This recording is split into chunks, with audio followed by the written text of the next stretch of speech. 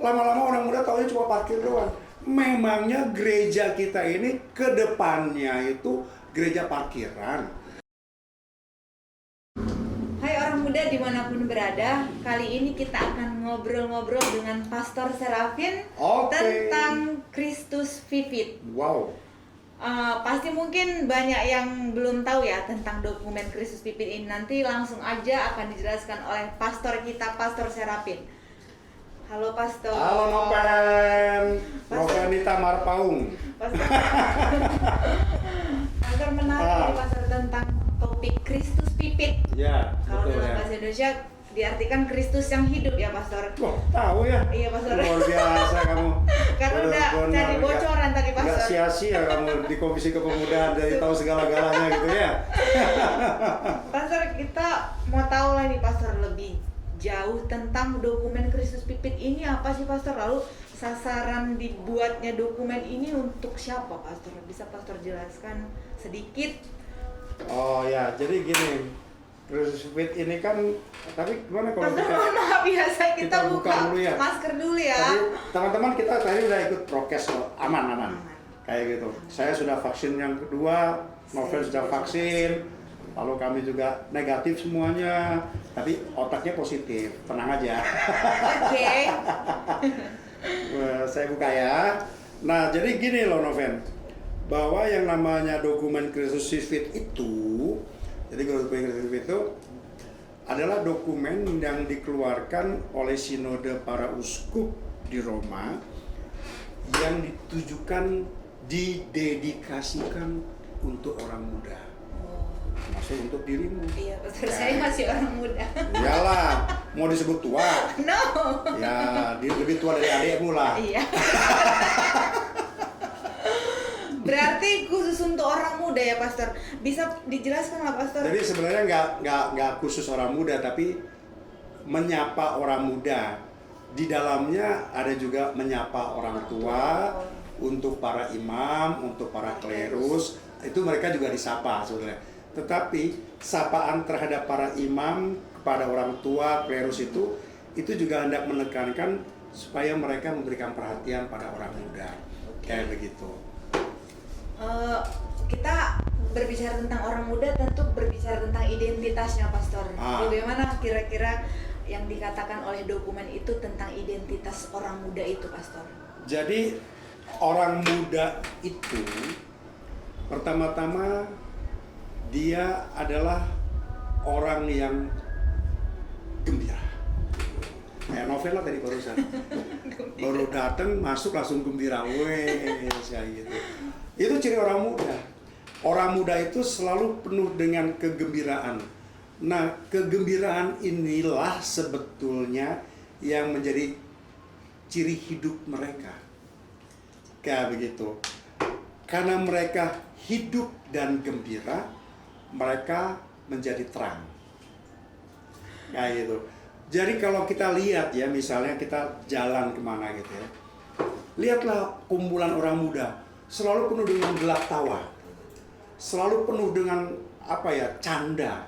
Mereka betul-betul enak gitu ya. Nggak ada kumpulan orang muda yang cuma diem merenung kayak gitu. Nggak, mereka selalu ceria kayak gitu. Nah, disitulah mereka sebetulnya punya ikatan itu yang disebut dengan cinta. Nah, Paus dalam dokumen ini mengatakan begini, ayolah orang muda, kamu harus gembira, kamu harus hidup, kamu harus terang, kamu harus punya cinta. Tapi cinta pada siapa? Kristus. Itu yang paling utama. Jadi kalau orang muda yang nggak gembira berarti dia nggak orang muda Pastor. Orang muda yang berjiwa tua. Orang muda yang itu ya. Itu dikatakan oleh Paulus tuh, orang muda yang pensiun sebelum waktunya kayak gitu. Jadi kalau orang muda itu cuma sedih doang, dia diputusin nggak bisa move on, galau terus, hidupnya penuh dengan kepahitan, ketakutan, keraguan-raguan, takut gagal, ragu maju, ragu ini. Ini ada tulisannya juga Pastor, ya, jangan takut nih orang muda ini. Kayak begitu.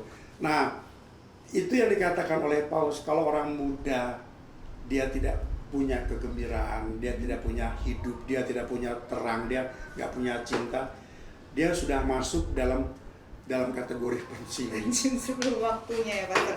Menarik kata-kata dari Paus itu Pastor. Itu kan tadi kita berbicara tentang orang muda dan identitasnya. Nah di dalam dokumen itu kira-kira apa aja yang dibahas ya Pastor ya? Gini, menarik gini Noven. Jadi dalam dokumen ini Paus pertama-tama mengajak orang muda itu untuk bermimpi. Keren ya? Mengajak bermimpi ya Pastor. Keren. Kamu masih mimpi nggak? Kalau tidur, kalau orang yang tidurnya tidak lagi mimpi dan dia tidak ingat lagi mimpinya, perlu dipertanyakan. Begitu. Iya.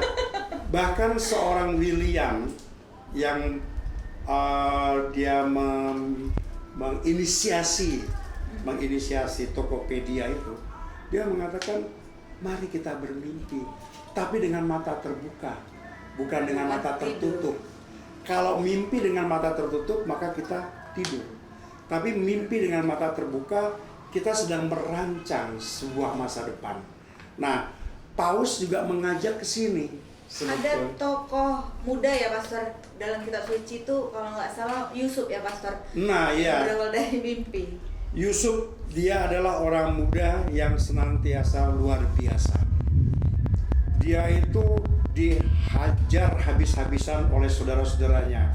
Dijual, dimasukin ke lubang dan sebagainya. Tetapi dia tidak pernah putus asa. Dia selalu punya harapan dan selalu punya mimpi. Mimpi dengan mata terbuka. Kayak begitu. Nah, oleh karena itu Paus juga dalam dokumen itu di awal-awal memberikan contoh beberapa tokoh-tokoh muda dalam kitab suci yang semuanya punya mimpi yang dengan mata terbuka. Kayak begitu. Walaupun mereka ragu seperti Samuel, tetapi dia tahu ada harapan. Walaupun dia merasa tidak pantas seperti Salomo, tetapi satu hal yang diminta oleh Salomo, Tuhan beri saya kebijaksanaan. Walaupun dia masih sangat muda seperti Daud, tapi dia berani menghadapi sebuah tantangan yang luar biasa. Nah, itu karena orang muda berani bermimpi dengan mata terbuka. Yang menarik tadi tentang Yusuf Pastor, karena dia berawal dari mimpi sehingga dia bisa menjadi orang nomor 2 di Mesir ya Pastor. Karena mimpinya itu tadi sehingga dia bisa diakui di negeri orang. 2 atau 1? Nomor 2 lah Pastor, yang pertama. Oh. Pemimpinnya. Iya, yang nomor 2 baru ya, Yusuf Pastor. Mau 2 mau 1 yang penting orang hebat lah ya, iya, gitu lah kira-kira gitu ya. Nah, terus gimana dengan Yusuf yang nomor 2 itu? Ya diharapkan sih orang muda ya bisa juga menaklukkan ketika dia pergi ke satu tempat, dia bisa memiliki peran penting gitu sih Pastor ya. Maksudnya. Jadi peran penting itu ya memang dibutuhkan. Kayak begitu. Peran penting itu didapat kalau orang muda mampu melepaskan sekat-sekat yang namanya sekat egonya, sekat rasa tidak percaya dirinya, sekat-sekat di mana dia merasa minder kayak begitu. Orang muda harus berani mendobrak itu. Jangan pernah takut untuk mendobrak sekat itu. Karena dengan kita mendobrak sekat itu, kita tahu persis di depan selalu ada harapan. Nah, itu tadi poin tentang yang kita bahas itu tentang teologi orang muda ya Pastor. Nah, sekarang kita ke tentang profil orang mudanya itu Pastor, terkait dengan dokumen Kristus Pipit ini. Betul ya, orang Paus itu luar biasa ya.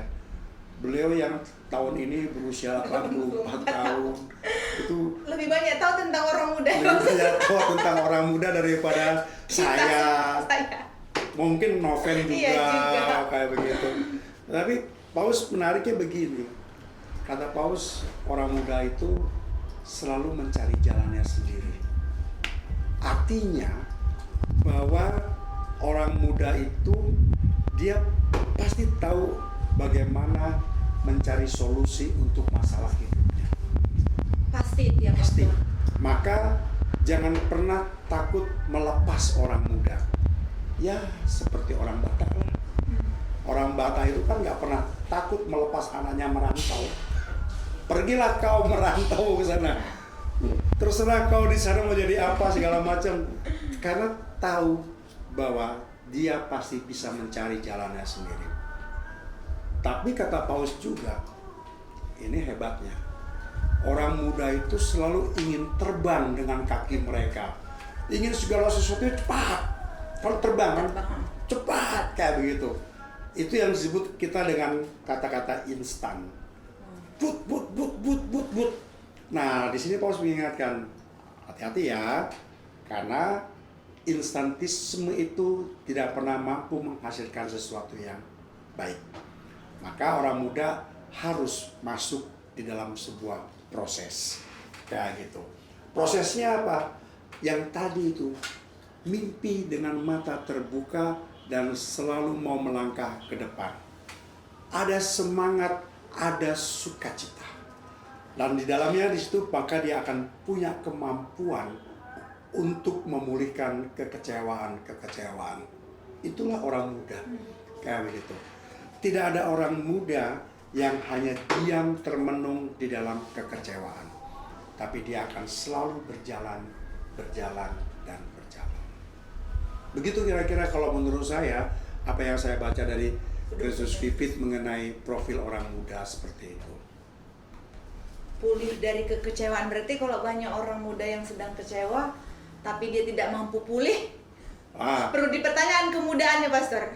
Bukan perlu dipertanyakan kemudaannya, Jadi, Pastor, tetapi perlu dipertanyakan bagaimana pendamping-pendampingnya ini memproses mereka. Memproses kayak orang begitu. muda itu ya, Orang Pastor. Atau jangan-jangan pendampingnya juga ikut kecewa sama orang mudanya. Iya, kebanyakan. Nah, kalau pendampingnya ikut Nggak bisa kecewa sama diatur. orang mudanya segala macam kayak gitu, maka orang muda semakin kecewa lagi. Iya. Kayak benar. begitu. Memang tidak mudah mendampingi orang muda itu, nggak mudah. Nggak mendampingi orang muda. Jangankan kita, orang tuanya sendiri pun kadang-kadang nggak mengerti dengan cara berpikirnya orang muda itu. Kadang-kadang malah nggak mengerti. Nah, justru disinilah uniknya orang muda, hebatnya orang muda sekaligus kayak begitu. Maka kata Paulus pesan kepada orang muda gitu ya, begini Noven, orang muda jangan pernah menjual harga dirimu, jangan pernah menjual martabat hidup. Jangan mudah kamu seperti jadi barang lelangan, istilahnya kayak begitu. Istilahnya barang lelangan kayak gitu. Dilelang. Lah si ini aja lah, si itu aja lah. Padahal kelihatannya hebat. Padahal itu kerapuhan yang sedang dibuat. Kayak begitu. Oleh karena itu orang muda, kata Paulus, jangan mau diperbudak. Apalagi diperbudak oleh yang namanya ideologi, diperbudak oleh yang namanya jabatan, diperbudak oleh yang namanya status sosial, diperbudak yang namanya oleh hasil tanpa proses. Diperbudak oleh sosial media, Pastor. Ya, itu hasil tanpa proses. Oh iya. Maunya kalau dia upload sesuatu harus banyak yang like, viewernya Iya. mesti banyak, komennya mesti banyak. Tetapi ketika tidak ada yang view, tidak ada yang like, tidak ada yang subscribe, sedih dia di situ. Itu dia diperbudak sebetulnya. Oleh media Padahal dia sosial, tidak berproses. Kalau cuma 1 kali, 2 kali mengupload, wajar lah kalau cuma dirinya sendiri yang like. Dirinya sendiri yang subscribe, kayak wajar menurut saya. Komen juga bahkan dirinya. Tapi kalau dia terus berproses, orang melihat punya kualitas. Kayak begitu. Nah, oleh karena itu orang muda, kata Paulus, jangan takut untuk berani jatuh cinta. Kepada siapa, Pastor? Jatuh cinta kepada kebebasan yang diberikan oleh Yesus. Yesus yang senantiasa muda ya Pastor? Wah, jangan tanya kalau Yesus ya. Cara berpikirnya selalu cara berpikir muda. Cara menganalisanya, menganalisa orang muda. Cara memandangnya, memandang orang muda. Bahkan tindakannya pun adalah tindakan-tindakan orang muda. Maka dikatakan oleh Paulus, Yesus Kristus senantiasa muda. Kayak begitu. Karena meninggal juga di usia 33 tahun ya Pastor. Nah, Orang itu muda masih kan muda. 13 sampai 35 tahun. Menurut konsepnya KWI 13 sampai 35. 35 tahun. Nah, menurut WHO masih sampai 60. Kayak gitu. Oke Pastor, kalau begitu kira-kira karya pelayanan orang muda ini bagaimana ya Pastor baiknya? Jadi gini, Menurut dokumen. karya pelayanan orang muda itu dia haruslah fleksibel. Dia nggak boleh kaku. Orang muda harus begini, harus begini, harus begini. Bukan. Bukan ya. Jadi inilah pesan juga untuk orang tua-tua, pesan Pendamping ya, untuk Pastor. para imam yang mendampingi orang muda, atau juga imam-imam di paroki yang banyak orang mudanya, untuk para klerus termasuk saya pun, kira-kira kayak gitu. Jadi jangan memandang orang muda itu sebagai alat, kayak gitu. Jadi ya udahlah, parkiran orang muda. Tetapi giliran harus memberikan keputusan, wah, apa taunya orang muda? Nggak tahu. Lama-lama orang muda taunya cuma parkir doang. Memangnya gereja kita ini ke depannya itu gereja parkiran? Kan enggak. Disitulah gereja secara tidak langsung mendidik orang muda kita untuk bersikap apatis. Kayak begitu, untuk bersikap apatis. Untuk bersikap ragu-ragu mengambil keputusan, untuk tidak berani, nanti takut dimarahin, takut diapain, kayak begitu. Tapi justru kalau orang muda diberi kepercayaan, woi OMK, orang muda Katolik, tahun ini kalian menjadi panitia Natal paroki. Nah, disitulah orang muda akan mulai. Orang tua biarin. Hanya melihat, meluruskan kalau ada sesuatu yang salah. Kayak begitu. Nah, itulah yang disebut dengan fleksibilitas. Begitu. Fleksibilitas. Nanti orang tua nggak usah cawe-cawe. Dulu zaman kami nggak begini, kalau kami jadi ketua panitia. Zaman dulu. Bukan kita nggak ingin menghargai tradisi. Tradisi yang baik kita ikuti. Tetapi ada tradisi-tradisi tertentu yang memang sudah tidak pas di zamannya ini. Kayak begitu. Dulu misalnya dulu tradisi bahwa orang perempuan tidak boleh pakai rok. Ya. Bahkan dulu itu. Sekarang banyak orang perempuan pakai rok, pakai celana panjang, bebas mereka mau berekspresi seperti apa. Kayak begitu kira-kira. Maka orang muda harus mampu menjadi saksi dari kreativitas. Saksi dari kreativitas ya Pak. Kayak begitu. Orang muda harus mampu menjadi saksi dari relasi sosial. Dan itu yang paling utama. Jangan dimatikan inovasi dari kreativitas mereka.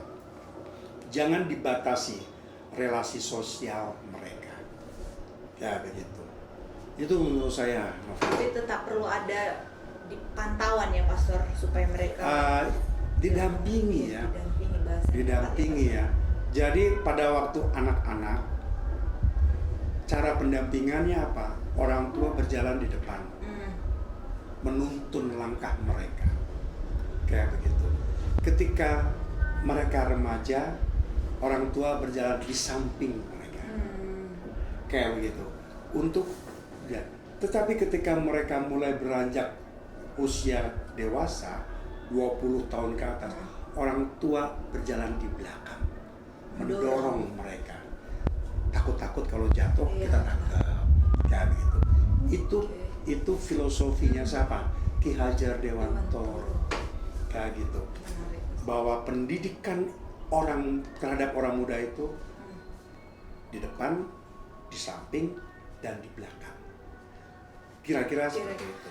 Lalu Pastor, terkait panggilan orang muda ini bagaimana Paus Fransiskus mengatakannya, Pastor? Jadi orang muda itu terpanggil, jadi panggilan itu begini, bukan semata-mata untuk menjadi imam, Iya, orang semata-mata untuk menjadi biarawan, biarawati. Itu bagus. Bagus, karena memang gereja membutuhkan orang-orang muda yang terpanggil untuk menjadi imam, biarawan, biarawati.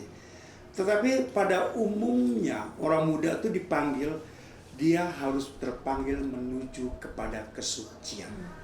Kesucian. Iya, kesucian seperti apa? Kalau akotis bisa.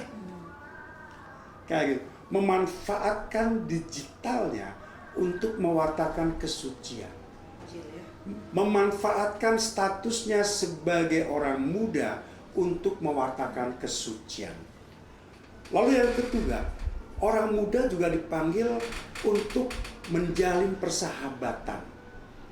Bukan hanya pertemanan, menjadi sahabat bagi temannya. Kalau sahabat, dia selalu ada dalam situasi duka dan suka. Kalau teman, cuma yang sukanya doang. Kalau lagi gembira, teman kita lah, kawan lah kita dulu lah. Mana minum-minum kita, Bang? Giliran gak ada minum-minumnya, susah. aduh, tunggu dulu ya. Aku banyak kerjaan ini, sibuk kali aku ini. Kira-kira kayak begitu. Iya, betul. Tapi sahabat, dia hadir. Hadir di saat teman kita sungguh membutuhkan. Lalu juga orang muda, dia harus berani menjadi pelayan misi. Mengapa? Karena gereja hidup dari misi. Ingat, misionaris-misionaris kita, mereka itu orang-orang hebat. Dan ketika mereka bermisi, mereka adalah orang-orang yang masih muda. Kayak begitu. Mereka mewartakan kemana-mana dengan cara mereka. Orang muda kita juga dipanggil ke sana.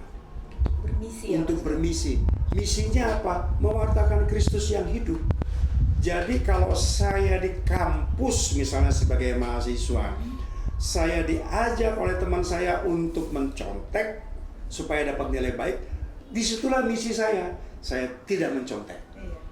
Kayak begitu. Ini misinya. Ketika teman saya mengajak saya menggunakan narkoba, disitulah misi saya. Saya tidak menggunakan itu. Inilah yang disebut misi. Misinya, jadi ya. bukan pergi jauh-jauh, tetapi meluruskan apa yang salah, mengatakan yang benar, bersikap adil, dan mau menjadi berkat. Kayak begitu. Dan itulah yang disebut panggilan orang muda. Kayak begitu. Pastor, ini kita udah mau sampai ke penghujung acara. Cepat kali ya? Iya, Pastor. Gak terasa itu.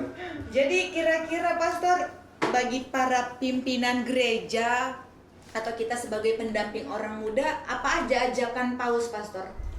Jadi begini, Paus mengajak kepada kita semua, baik orang muda, komunitas orang tua, baik juga pada para imam, baik pada para klerus, kayak begitu. Mari kita memandang orang muda dengan perspektif orang muda. Bukan memandang orang muda dengan perspektif kita. Orang muda, pandanglah dirimu dengan perspektif dirimu. Orang tua harus dihormati, ya. Orang tua harus dihormati, iya. Karena biar bagaimanapun kita tidak pernah ada tanpa orang tua. Betul kan? Iya, nggak bisa tiba-tiba Tiba-tiba keluar dari muncul. mana gitu.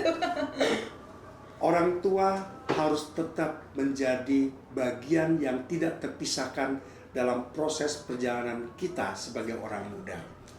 Tetapi bahwa orang tua pun melihat orang muda itu sebagai bagian yang tidak terpisahkan dalam hidup mereka.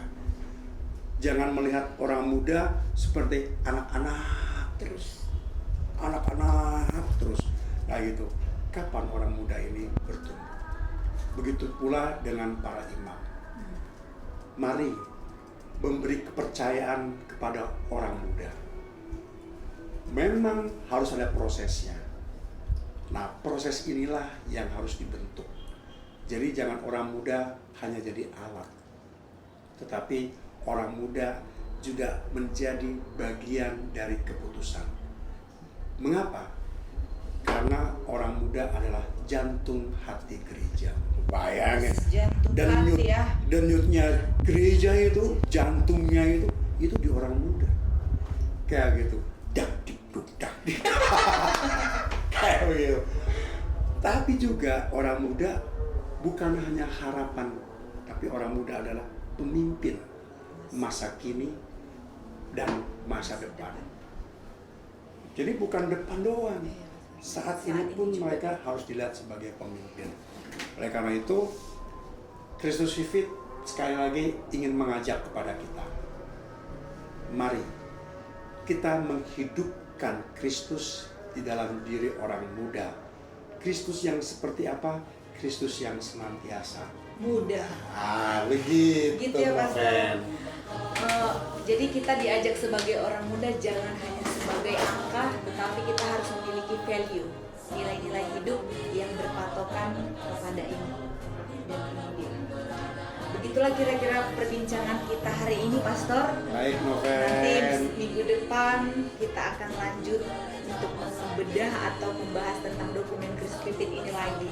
Semoga para teman-teman muda yang ada di luar sana mampu memahaminya, dan kalaupun masih ada yang kurang paham bisa di kolom komentar ataupun langsung datang ke kantor Komisi Kepemudaan Keuskupan Agung Medan. Sampai jumpa.